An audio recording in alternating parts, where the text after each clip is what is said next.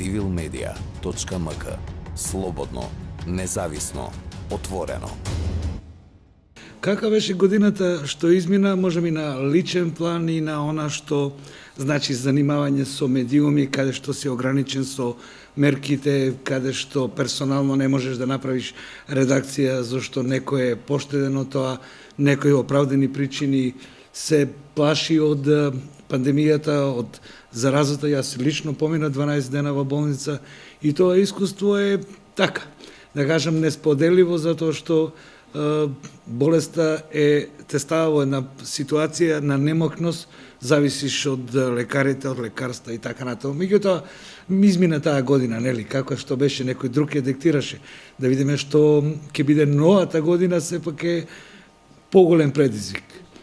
2021 година несомнено ќе биде обременета, барем на почетокот, од оно што го наследивме од 2020 година. Дали тоа е борбата против пандемијата, мерките државни, личните наши дисциплини, соодноси, начинот на кој што сето тоа го восприемаме, не е никаква поголема памет да човек каже дека и сензитивноста на целото наше општество е на повисоко ниво.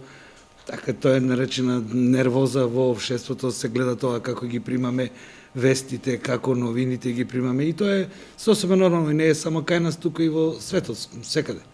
Инаку беше тешка година, но сепак сметам дека сите кризи во светот покажуваат можност и услов за рекомпонирање на општеството.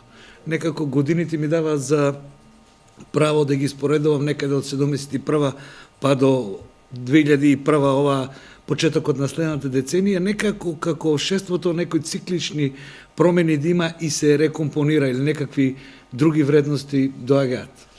Тоа што твоето прашање што мислам за што не очекува за идната година, освен ова борбата против пандемијата, е на економски план, бидејќи структурата на македонската економија е таква, ние зависиме од европските токови. Очекувам вистинското скенирање на состојбата во нашата економија да биде некаде на истекот од првиот квартал, бидејќи ние изванично сме во рецесија, 2 квартали сме во минус. Сега владата разговара за 5 пакет на мерки, кој не верувам дека нешто крупно ќе се разликува, затоа што потребите го тоа диктираат. Помошта на економијата, премиерот рече нешто, на 30% е погодена економијата и оде ќе мора државата да помага. Меѓутоа, како што секогаш во светот ништо не е неисцрпно, така и помошта на државата ќе биде ограничена од низините финансиски можности. Оде ќе биде на преиспитување и економскиот модел кој досега го имавме како превладувачки, а тоа е базирањето на потрошувачката. Некои од економистите велат дека ние ќе имаме раст од 2% и да немаме крупни вложувања во индустријата, но тоа тие ќе го кажат. Очекувам некаде таму на почетокот на вториот квартал, кога ќе престанат овие мерките, да ја видиме состојбата во економијата. Што е тоа што останало здраво, во кое што може да се инвестира, а што е она што се одржало, меѓутоа тешко дека ќе може да се ревитализира.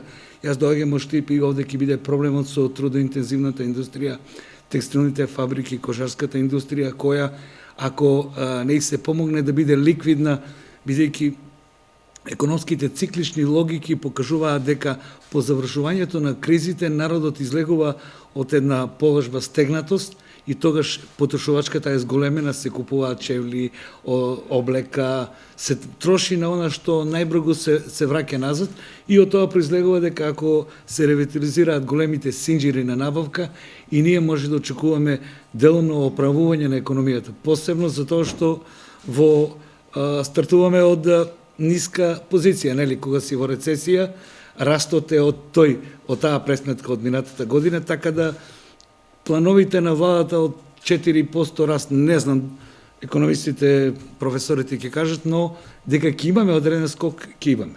Сега, полнењето на буџетот ќе биде проблематичен, знаете зашто потрошиме 1,2 милиарди, но она што го слушаме од владата како можност за дополнителни средства за ликвидноста на државата е продажбата на земјоделското земјиште под услови што Еве сега се влегува во таква дебата продажбата на јавните предпријатија во мнозинска собственост на државата, што може да доведе до одредена акумулација на средства кои можат и да помогнат во економијата која објективно ги има тие проблеми, нели?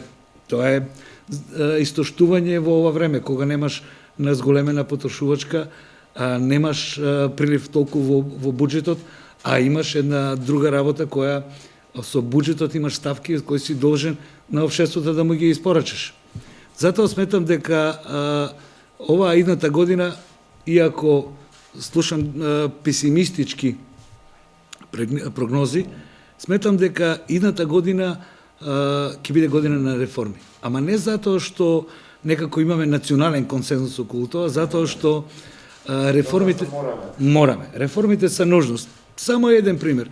Ако не го реформираме судството, ќе имаме помалку странски инвестиции, никој не сака во нефункционална правна држава да вложува своји средства, значи тоа ќе се одреди на буџетот и на стандардот. Ако не ја реформираме администрацијата, ќе дојде до зголемување на постотокот од буџетот кој оди на плати и трансфери за функционирање на државата, нема да останат средства за кои што со владините планови, 5, 6 пакет на мерки за да се инвестираат. Ќе мора да се позајмува.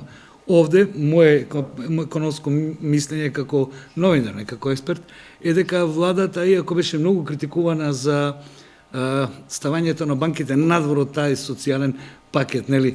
Знаете дека кога ги одложија ратите си ги задржаа каматите. Тоа може да се покаже како добар потек затоа што ликвидноста на банките е на високо ниво и може да се влезе во средства, тоа што секоја влада кај нас го прави, поземување на домашен пазар, што може да биде и поевтино отколку на странскиот пазар, или достапност на средства кои може да се бризгаат во економијата. Така да на економски план не очекува тоа што ги очекува скоро и сите земји околу нас, умешноста на макроекономската политика ќе биде во тоа што помали штети да претрпеме и уште една, гледам дека размислувањето меѓу водечките економисти и професори во Македонија е дека постепено во Македонија да речеме дека почеток нова година е редизајнирање на економскиот систем. Од системот кој се базираше премногу на услуги, ќе мора да се инвестициите пренасочат кон производство.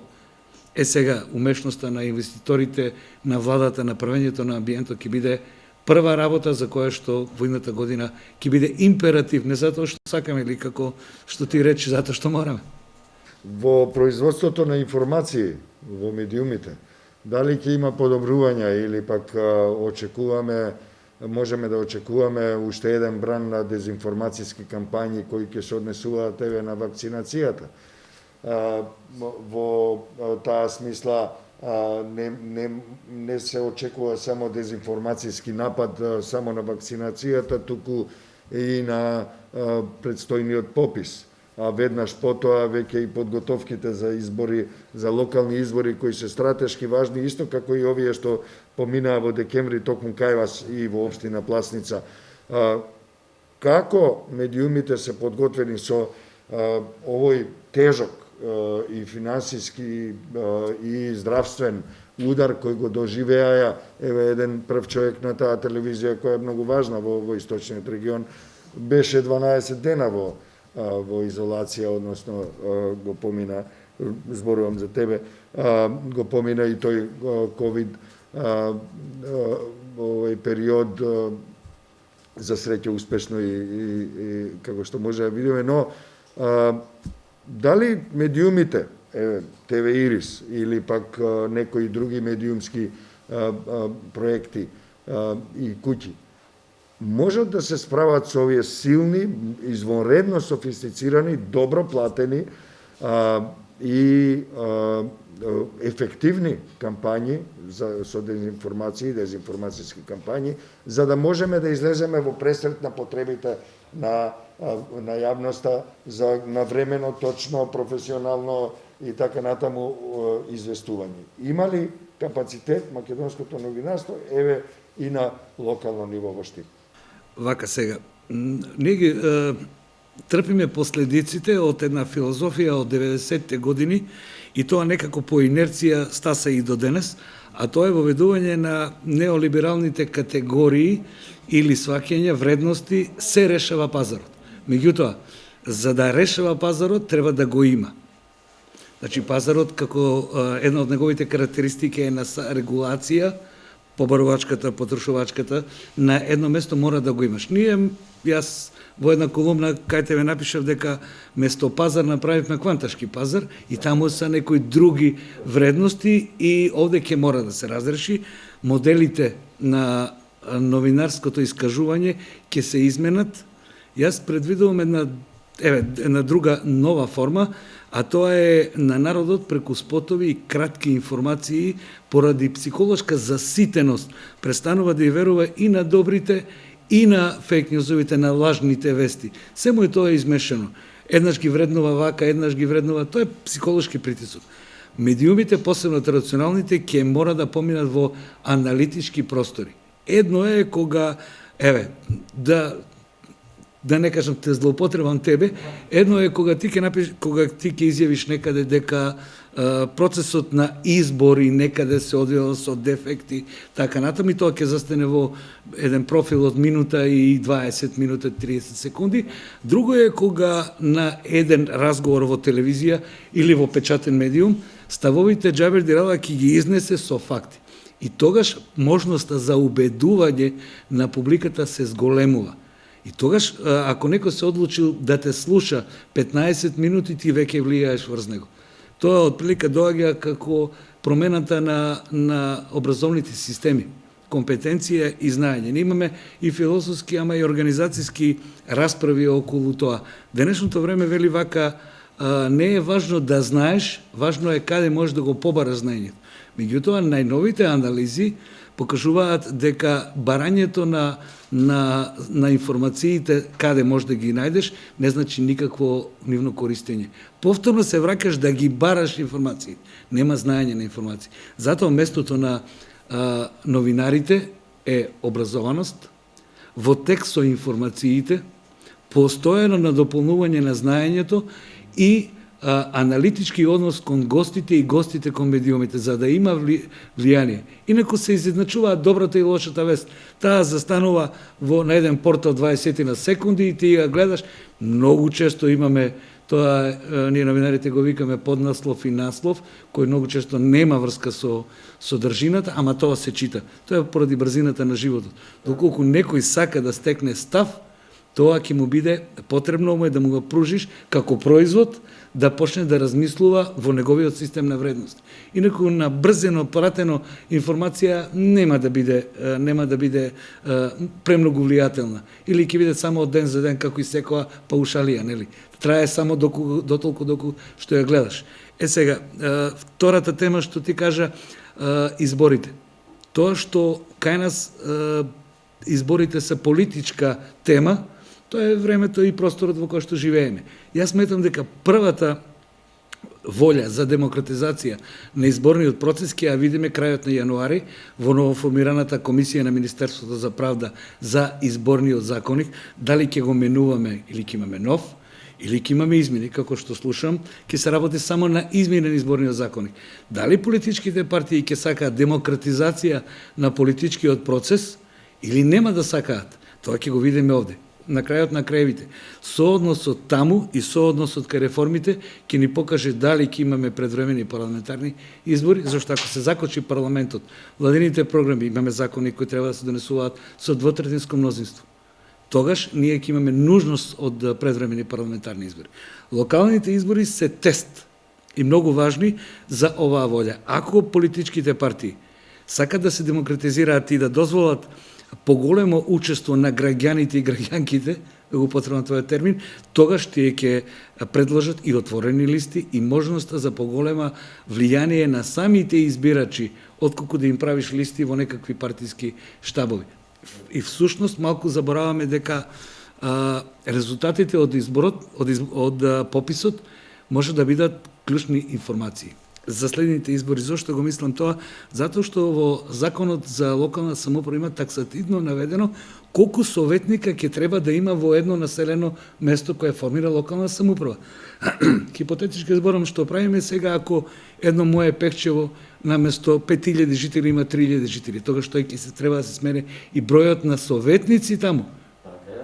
И тие заштеди граѓанките и граѓаните ќе заштедат пари. Така е. На, значи, на некако идната година ја оценувам и како соочување со самите себе си. Колку не има, какви сме и дали сме спремни за да навлеземе во она што од нас се очекува. Не е декларативно, само велиме, еве, ние очекуваме Европа, ќе ни дадат рамка и кој ќе преговара? Бирократите? Ние треба, вистина, тие се потребни во усвојување на мерки, документи, ама кој ќе ги живее нив? Тоа се очекува од граѓаните, мораме да ги прифатиме тие вредности. И тоа е најважно кај нас, дека стануваме активни граѓани. Јас мислам дека кај тебе напишав дека процесот на пременување од поданици на власта во граѓани и граѓанки, што е активна позиција, е док и не е така лесен. Се менува свеста, се менува односот кон заедничкото. Ние сега имаме, еве, една појава ова недела. Колку здруженија се јавија дека не се задоволни од буџетот и од ставките од буџетот кои ги очекувале, па дури и министерство, така? Да. Нема кој не се јави, нели? На сите не е малку. А од друга страна, буџетот е тако како што е. Тоа е план од кој што може да се реализира приходната и расходната страна. А ако нема, значи ќе почнеме да размислуваме дека тие средства се заеднички. И приоритетите нека ги одредува владата, нека ги изгласа парламентот како што е демократски, а кога веќе ќе тоа се преточи во закони, наше како граѓани е да имаме тој мониторинг дел на трошењето на нашите пари. Ама и не постојана желба дека дајте ова година ќе ги даеме парите за овие, па за овие ќе нема, или не знам, една појава, прочитав една изјава на уметниците дека навистина ни треба заштита на спомениците, ама во оваа положба ни требат ни дела кои ќе бидат од светот препознаени. Еден уметник кој може да учествува на биеналето во Виена, во Венеција, така, каде што ќе биде препознаен културниот момент од Македонија, да се помогнат едно 20 написатели со вредности резултати, па да бидат преведени. Сето тоа носи издржана политика. Ние новинарите одугуваме. Civilmedia.mk. Слободно, независно, отворено.